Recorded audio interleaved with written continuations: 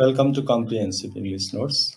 In this video, I'm going to talk about the play Augustus Does His Bit, written by George Bernard Shaw, who was born in 1856 and died in 1950. And I'm going to present the summary of this play in this video.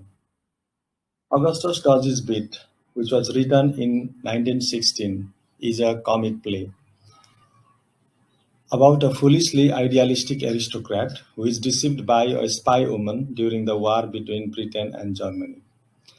The play gradually unfolds how the blind stupidity of Augustus becomes ineffective when confronting the pain of reality.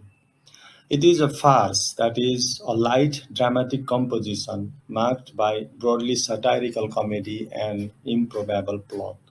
Essentially, the plot is an anti-romantic comic play which exposes the false notions of the society about war and its heroes. The mayor, Lord Augustus Highcastle, is in his parlor in the town hall of Little Pifflington.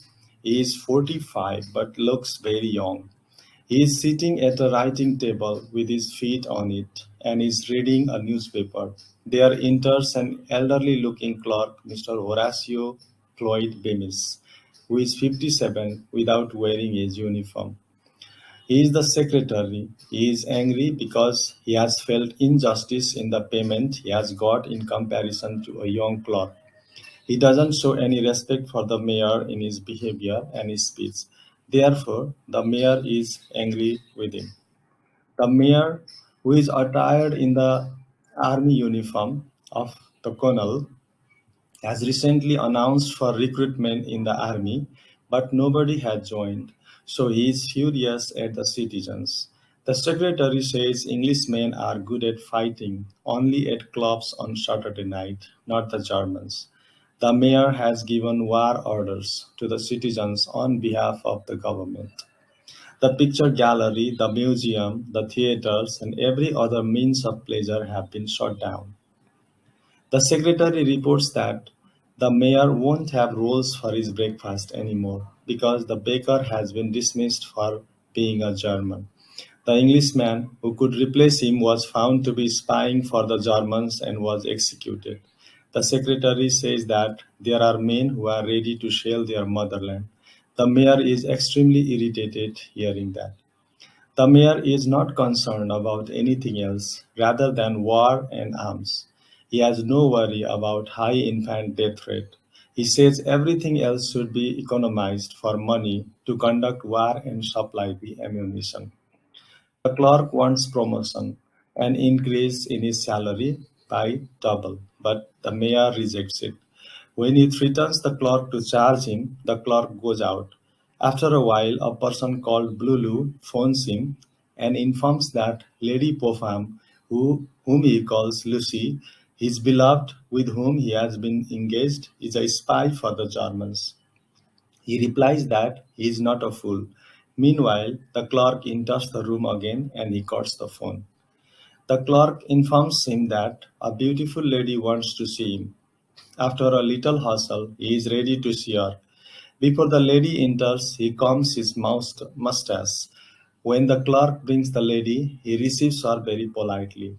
The lady prompts him to speak about the bad treatment of him in the army. She tells him that the women of the nation are on his side. He says he has three brothers-in-law who are Germans. The lady also informs him that Blulu is infatuated with her sister-in-law.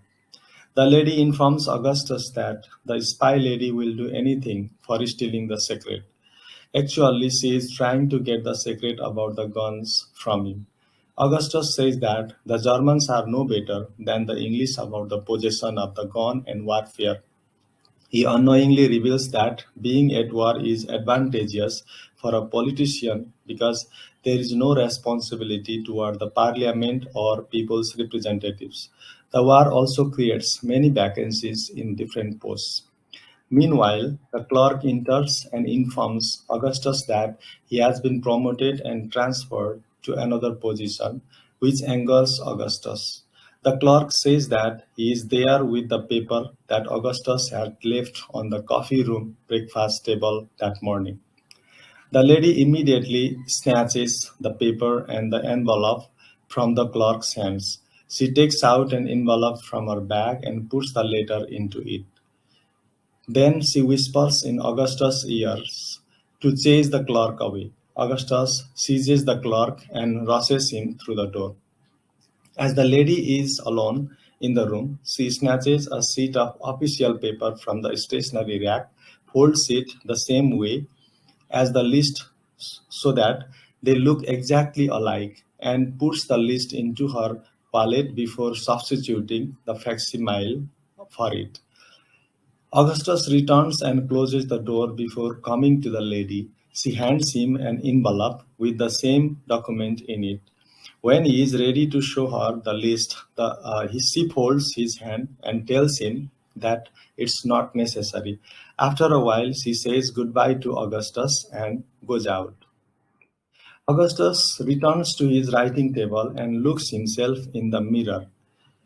The clerk returns with his head bandaged, carrying a poker, and asks him why he had called him. Augustus says that he wants him to show the lady out. The lady, on the other hand, calls the clerk from the road and comes back to the room. She wants him to witness that she got clean away into the street. She makes Augustus phone his own brother Blulu and says that she has won their bet. She says to him on the phone that now she has the list in her wallet.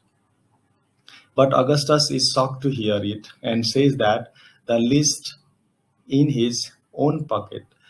However, he finds only a blank paper in his pocket. She explains to Blulu tricked, how she tricked Augustus and possessed the list in detail with much fun. Augustus says that she has abused his confidence, and doing so, she has proved herself to be unpatriotic. The lady is happy to have cheated him and goes away. Thank you everyone for watching this video.